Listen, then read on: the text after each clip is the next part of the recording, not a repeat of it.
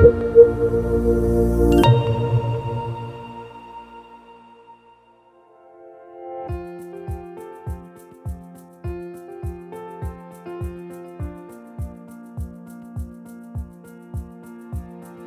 берем группу здоровых людей и группу пациентов с сахарным диабетом. Исходы этого заболевания, они у пациентов с сахарным диабетом гораздо хуже.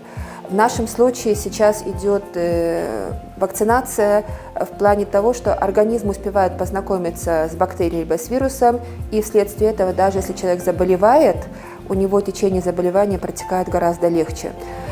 Если мы говорим о том, что вакцинация может привести к осложнениям течения сахарного диабета, это не совсем верно, потому что любое обострение хронического воспалительного процесса будет приводить к изменениям показателей сахара крови.